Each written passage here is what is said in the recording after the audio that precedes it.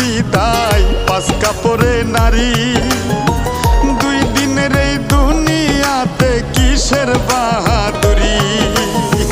জীবনের ওই প্রথম গোসল হইছে অন্যের হাতে, মরার পরে শের গোসলটাও হইব অন্যের হাতে। জীবনটারে ভাইব না কেউ মহামূল্যবান। মেহমান মেহমান দুই দিন